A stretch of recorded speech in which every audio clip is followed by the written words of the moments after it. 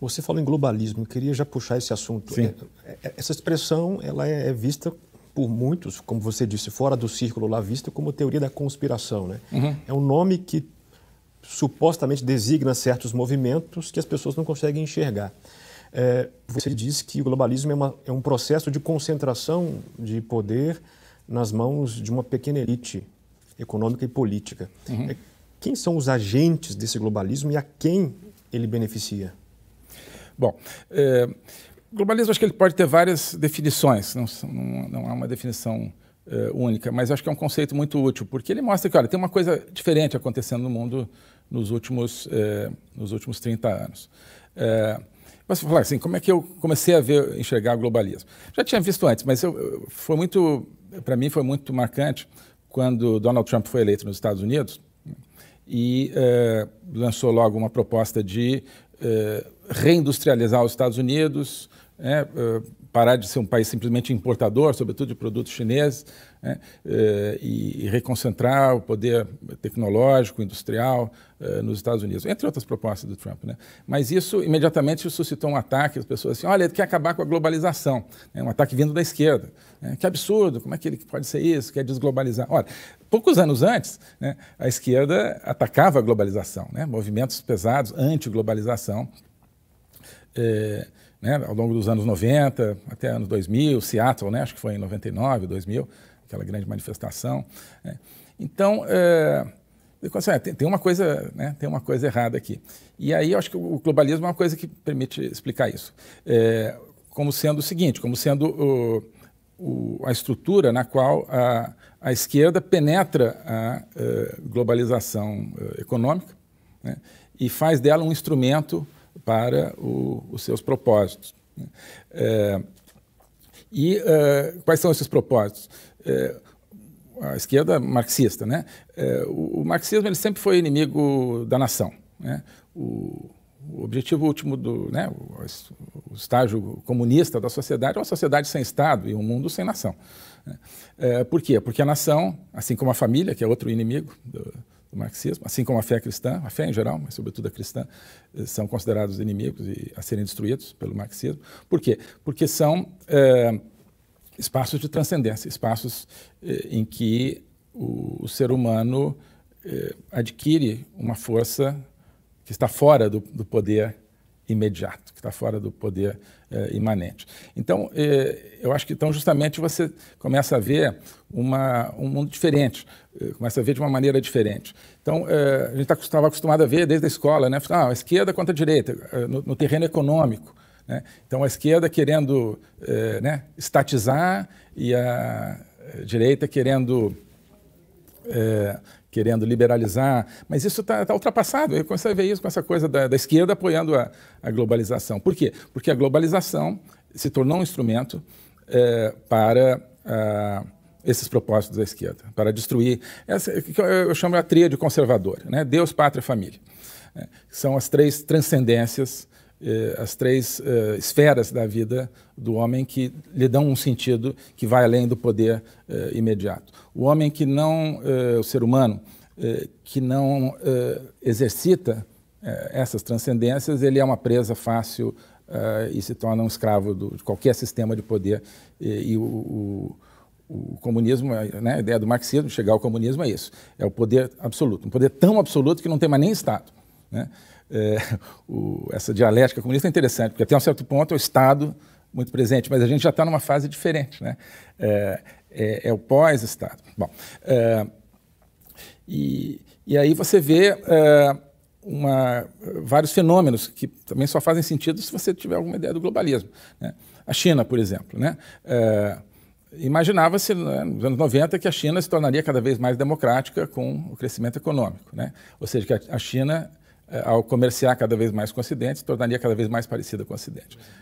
Mais aberta. Então. O que acontece hoje? O Ocidente se torna cada vez mais parecido com a China. Sociedade de controle, controle social, controle ideológico, enfim, não se discute mais o tema da liberdade, é uma palavra que desapareceu né? Sem liberdade de expressão, sem liberdade de associação, em muitos casos. A pandemia acelerou tudo isso, mas algo que já vinha. Então, outra maneira de ver o globalismo também é isso. São elites ocidentais que se aliaram à China em torno também de algum tipo de visão, de interesse comum. Você vai a Davos, né? Davos é interessante, né? Davos, digamos, é a nata do capitalismo mundial. Né? Eles adoram a China. Né? No tempo do Trump, eles detestavam os Estados Unidos. Né? Por quê? Porque o Trump representava um modelo capitalista, né, tradicional, digamos, né, baseado em nação, Estado-nação, com nacionalismo forte, nacionalismo econômico, inclusive, com o reconhecimento do caráter cristão, no caso dos Estados Unidos, que é uma das coisas que eu procurei chamar a atenção desde aquele artigo que você mencionou, ou seja, a importância nessa visão, que eu acho que é a correta e a nossa também, da raiz cristã, no caso do Brasil, enfim. Então, mas é um capitalismo que não serve para essa elite, teoricamente, capitalista transnacional. Eles gostam da China. Por quê? Porque é um capitalismo administrado. Eu acho que a gente já está num pós-capitalismo, né? A gente não deve mais falar de capitalismo, cada vez tudo mais segue uma ótica controlada por organismos internacionais e por essa elite transnacional, quase sempre em benefício também da China e em prejuízo das populações dos países ocidentais. São países que há 20 anos estão transferindo poder econômico para a China, que estão transferindo sua própria alma, digamos assim, para fora, que estão perdendo a sua identidade. Tá, mas a dúvida é a seguinte, eles querem tirar Deus, pátria e família do caminho para concentrar poder. Mas qual que é o objetivo disso? É meramente econômico? Talvez não seja só econômico. O discurso, o canto da sereia que a gente percebe é liberdade, igualdade, tolerância. Também acho que não é por aí. Isso aí é só um discurso para convencer, né? Ou seja, eles querem tirar do caminho esses valores transcendentes para quê? Qual que é o objetivo final disso? Ou objetivos finais desses grupos? Poder, né? Poder. Dinheiro e poder. Dinheiro como instrumento de poder. O Nietzsche, ele caracteriza o futuro, né, como um mundo onde o poder será o seu próprio fim. Essa é um pouco uma leitura do famoso A Vontade de Poder, né? Wille zur Macht, um livro que é uma reunião de fragmentos do Nietzsche, mas que é um conceito dele, propriamente. É um livro onde Nietzsche começa dizendo, olha, eu vou contar a história dos próximos 200 anos. Né? É um livro de mais ou menos o quê? Quer dizer, os fragmentos são mais ou menos, digamos, 1880, então a gente está já avançado aí nesses 200 anos do Nietzsche. Né? E, basicamente, ele vê o mundo assim, é poder. Quer dizer, e o poder, o que ele quer? Mais poder. Né? E Nietzsche é uma das fontes do que a gente está vivendo. Tenho lido bastante coisa sobre essa tríade aí, que é o oposto, talvez, da tríade Deus, Pátria e Família, que é a tríade Marx, Nietzsche e Auguste Comte, né, o positivista. Ou seja, marxismo, positivismo e Nietzsche. Enfim, marxismo atacando tudo de frente, né? Nietzsche também, né? A ideia de que Deus morreu. Nietzsche eu acho é muito ambíguo, é um autor que eu gosto muito, porque as coisas não são tão assim. Tem sempre uma segunda camada e uma terceira e uma quarta camada.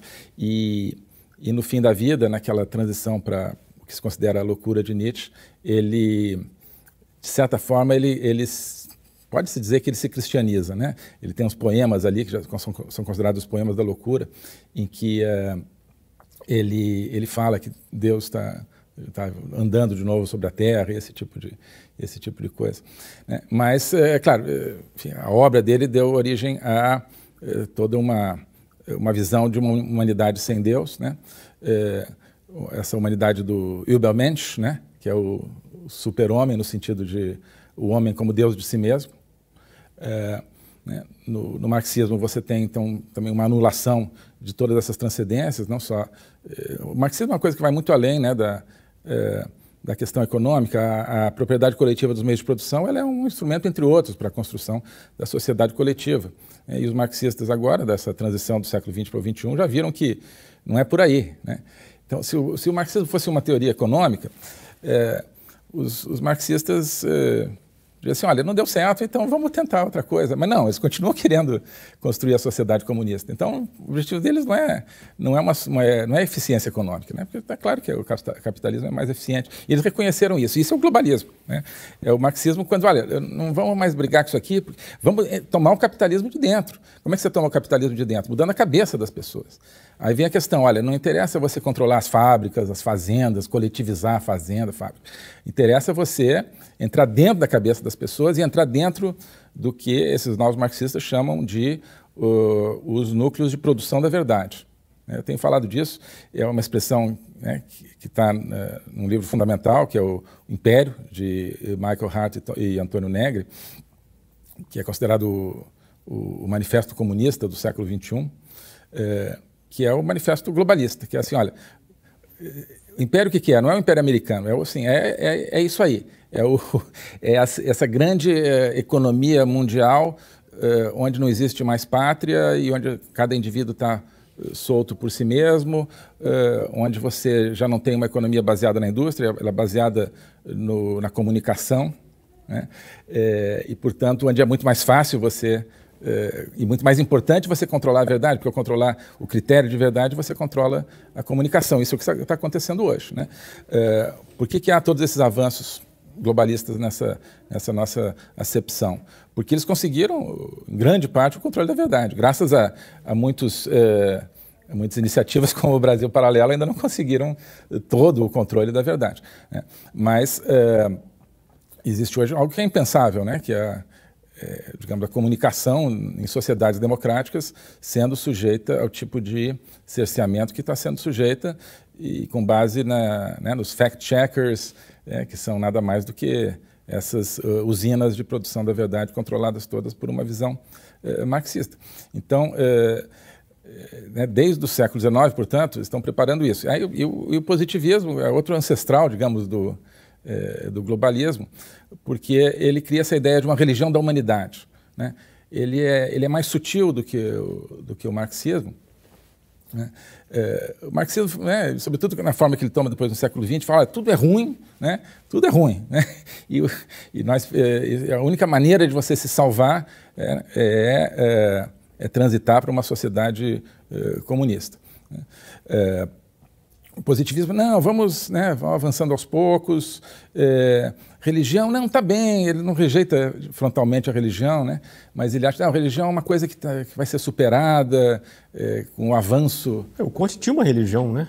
Pois é. Tem até um tempo no Rio de Janeiro. Exato, né? Quer dizer, que é a religião da humanidade, que é para, digamos, uma religião não religiosa, de certa forma, né? Uma religião ou melhor, não transcendente, né? E o que você vê hoje aí nesses meios internacionais? Em grande parte é isso, a ideia de uma religião da humanidade. E aí é Nietzsche, né? O homem é o Deus, como Deus de si mesmo. O Übermensch. Tudo isso conflui hoje no globalismo.